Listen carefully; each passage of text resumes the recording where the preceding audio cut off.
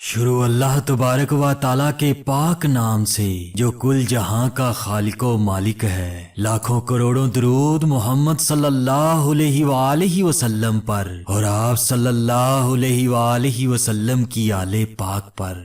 ناظرین گرامی، حضرت رابعہ بصری رحمۃ اللہ علیہا وہ پہلی خاتون ہیں جنہیں تصوف میں شہرت دوام حاصل ہوئی۔ بچپن ہی میں ماں باپ کا سایہ سر سے اٹھ گیا۔ انتہائی غربت و افلاس کے باوجود آپ رحمۃ اللہ علیہا نے اپنی تعلیم جاری رکھی۔ روایت میں آتا ہے کہ حضرت رابعہ بصری رحمۃ اللہ علیہا نے قرآن کریم حفظ کیا تھا اور آپ رحمۃ اللہ علیہا کو احادیث رسول صلی اللہ علیہ وآلہ وسلم پر بھی پورا عبور حاصل تھا۔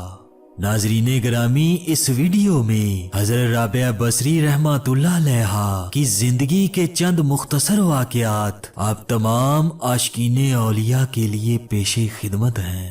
ایک بار حضرت سفیان ثوری رحمۃ اللہ علیہ حضرت رابعہ بصری رحمۃ اللہ علیہا کی مجلس میں حاضر ہوئے اور فرمانے لگے، اے رابعہ، آج تم مجھے وہ باتیں بتاؤ جو تم نے کسی کتاب یا عالم کے ذریعے حاصل نہ کی ہوں بلکہ وہ براہ راست تم تک پہنچی ہوں۔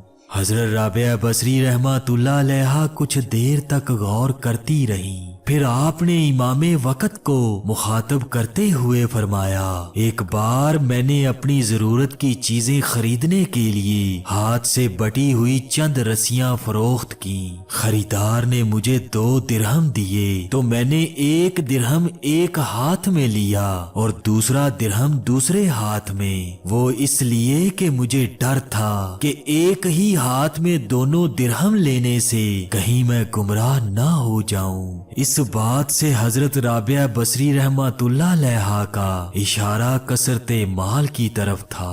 ایک بار آپ رحمۃ اللہ علیہا نے کسی شخص کو چند سکے دیے اور فرمایا، میرے لیے بازار سے جا کر کمبل خرید لاؤ۔ اس شخص نے عرض کیا، اے مخدومہ، آپ کو سفید کمبل درکار ہے یا سیاہ؟ حضرت رابعہ بصری رحمۃ اللہ علیہا نے ناخوشگوار لہجے میں فرمایا، پیسے واپس دے دو، ابھی کمبل خریدا نہیں، اور سیاہ و سفید کا جھگڑا شروع ہو گیا۔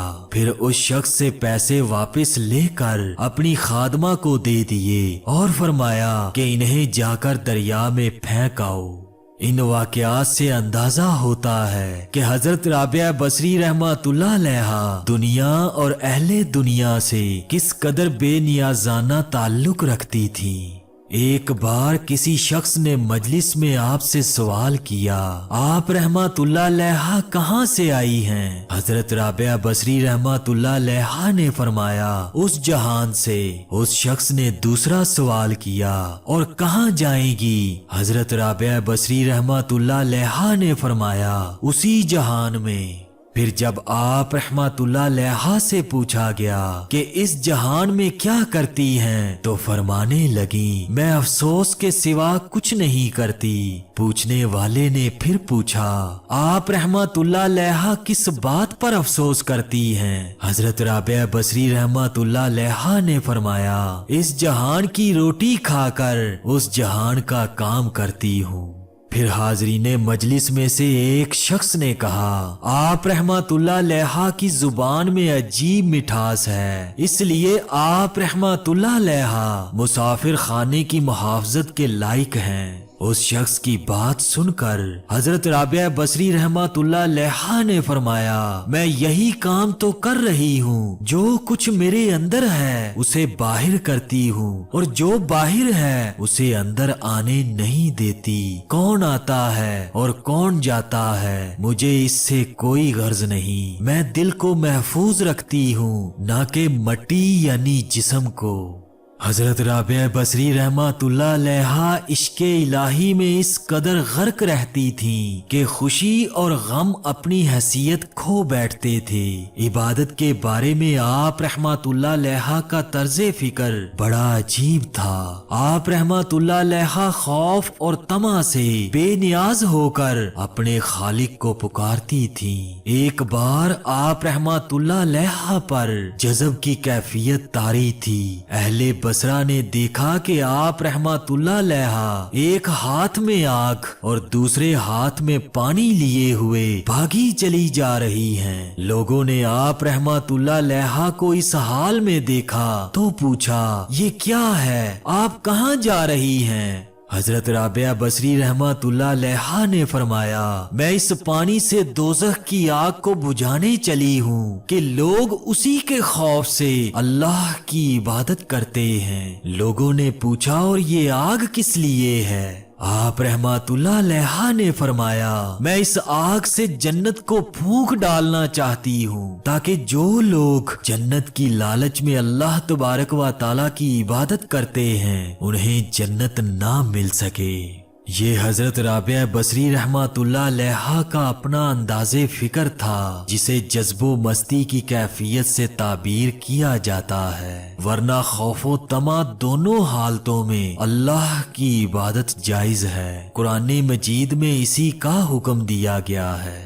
ایک بار حضرت رابعہ بصری رحمۃ اللہ علیہا ان الفاظ کے ساتھ دعا مانگ رہی تھیں، اے میرے معبود، اگر میں تیری عبادت دوزخ کے خوف سے کرتی ہوں تو مجھے دوزخ ہی میں ڈال دینا، اور اگر میری ریاضت حصول جنت کے لیے ہے تو اسے مجھ پر حرام کر دینا، اور اگر میں صرف تیرے ہی لیے تیری پرستش کرتی ہوں تو مجھے اپنے دیدار سے ہرگز محروم نہ رکھنا۔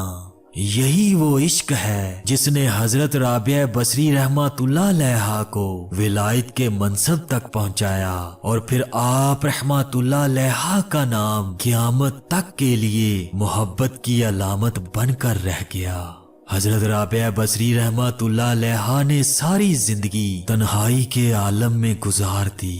اس زمانے کے کچھ لوگوں نے آپ رحمۃ اللہ علیہا کی اس روش پر اعتراض کرتے ہوئے کہا، آپ خود کو عارفہ کہتی ہیں مگر پیغمبر اسلام صلی اللہ علیہ وآلہ وسلم کی اس معروف سنت پر عمل نہیں کرتی۔ جواب میں آپ رحمۃ اللہ علیہا نے فرمایا، مجھے 3 باتوں کا اندیشہ ہے، اگر تم مجھے ان اندیشوں سے نجات دلا دو تو میں آج ہی نکاح کر لوں گی۔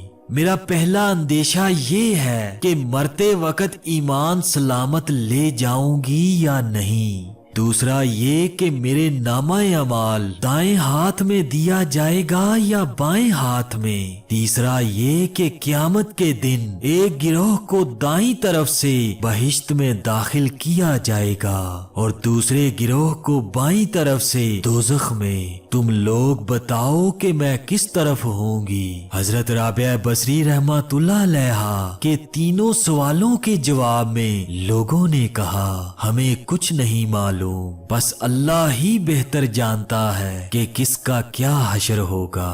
لوگوں کا جواب سن کر حضرت رابعہ بصری رحمۃ اللہ علیہا نے انتہائی پرسوز لہجے میں فرمایا، تم خود ہی بتاؤ کہ جس عورت کو اس قدر غم ہو وہ شوہر کی خواہش کس طرح کر سکتی ہے؟ حضرت رابعہ بصری رحمۃ اللہ علیہا بڑے حکیمانہ انداز میں گفتگو فرماتی تھیں، یہاں تک کہ بڑے بڑے صاحبان علم آپ رحمۃ اللہ علیہا کے حضور میں عاجز رہ جاتے تھے۔ ایک بار کسی شخص نے آپ رحمۃ اللہ علیہا کی گوشہ نشینی پر اعتراض کرتے ہوئے کہا، ذرا باہر نکل کر دیکھیے کہ کیسی بہار آئی ہوئی ہے۔ آپ رحمۃ اللہ علیہا نے بے ساختہ فرمایا، میرا کام سانے کو دیکھنا ہے، اس کی صنعت کو نہیں۔ ایک بار ایک شخص آپ رحمتullah علیہ کی مجلس میں حاضر ہوا جس کے سر پر پٹی بندھی ہوئی تھی۔ آپ رحمتullah علیہ نے سبب پوچھا تو اس نے بتایا کہ اس کے سر میں درد ہے۔ حضرت رابعہ بصری رحمتullah علیہ نے دوبارہ پوچھا کہ تمہاری عمر کیا ہے؟ جواب میں اس شخص نے کہا کہ میری عمر 30 سال ہے۔ حضرت رابعہ بصری رحمتullah علیہ نے تیسرا سوال کیا کہ کیا وہ اس عرصے میں بیمار رہا یا تندرست؟ اس شخص نے عرض کیا کہ وہ اس دوران کبھی بیمار نہیں ہوا۔ اس شخص کا جواب سن کر آپ رحمتullah علیہ نے فرمایا تم 30 سال تک تندرست رہے مگر اس عرصے میں ایک دن بھی شکریہ ادا کرنے کے لیے اپنے سر پر پٹی نہیں باندھی، مگر آج ذرا سی دیر کے لیے بیمار ہوئے تو اپنے مالک کی شکایت کرنے کے لیے فوراً سر پر رومال باندھ لیا۔ آپ رحمتullah علیہ کی بات سن کر وہ شخص نہایت شرمندہ ہوا۔ ایک بار کچھ اہل علم لوگ جو آپ رحمتullah علیہ کی شہرت و محبوبیت سے حسد رکھتے تھے مجلس میں حاضر ہوئے اور کہنے لگے اللہ تعالیٰ نے مرد کو عورت پر فضیلت بخشی ہے، ہمیشہ مرد ہی کو نبی یا رسول بنا کر بھیجا گیا ہے، آج تک کسی عورت کو یہ شرف حاصل نہیں ہوا۔ ان لوگوں کی بات سن کر حضرت رابعہ بصری رحمتullah علیہ نے فرمایا بے شک یہی اللہ کا نظام ہے، مگر ایک بات غور سے سن لو کہ مردوں ہی نے خدا ہونے کا دعویٰ کیا ہے، کسی عورت نے آج تک یہ نہیں کہا کہ میں تمہارا بڑا رب ہوں۔ آپ رحمتullah علیہ کا اشارہ فرعون مصر کی طرف تھا جو خدائی کے بلند و بانگ دعوے کیا کرتا تھا۔ حضرت رابعہ بصری رحمتullah علیہ شاعری بھی کیا کرتی تھیں۔ آپ رحمتullah علیہ کا سارا کلام کیفیات عشق سے معمور ہے۔ ایک مقام پر فرماتی ہیں ترجمہ اے نفس تو اپنے اللہ سے محبت کا دعویٰ کرتا ہے حالانکہ اس کی نافرمانی بھی کرتا رہتا ہے، اس سے بڑھ کر بھی کوئی عجیب بات ہو سکتی ہے۔ ایک اور مقام پر فرماتی ہیں میں تجھ سے محبت کرتی ہوں، دو طرح کی محبت، ایک محبت ہے آرزو اور تمنا کی اور دوسری محبت ہے صرف تیری ذات کی۔ میری وہ محبت جو آرزو اور تمنا سے لبریز ہے وہ کوئی اہمیت نہیں رکھتی، مگر وہ محبت جو صرف تیری ذات سے ہے اسی محبت کا واسطہ حجاب کو دور کر دے تاکہ آنکھیں تیرا جلوہ دیکھ سکیں۔ حضرت امام غزالی رحمتullah علیہ فرماتے ہیں حضرت رابعہ بصری رحمتullah علیہ نے اپنے اشعار میں غرض اور آرزو کی جس محبت کا ذکر کیا ہے اس سے مراد اللہ کا احسان اور انعام ہے جو وہ اپنے بندوں پر روا رکھتا ہے، اور جس حب ذات الہی کی بات کی ہے اس سے مراد دیدار خداوندی کی محبت ہے جس کا نظارہ ان کے دل کی آنکھوں نے کیا، اور یہی محبت سب سے بہتر اور برتر ہے۔ جمال ربوبیت کی لذت بجائے خود سب سے بڑی چیز ہے۔ اس کے متعلق حدیث قدسی میں وارد ہوا ہے اللہ تبارک و تعالی فرماتا ہے کہ میں اپنے صالح بندوں کو وہ چیز دیتا ہوں جسے عام آنکھیں دیکھ سکتی ہیں، نہ عام کان سن سکتے ہیں، اور نہ کسی انسان کے دل میں اس کا خیال گزر سکتا ہے۔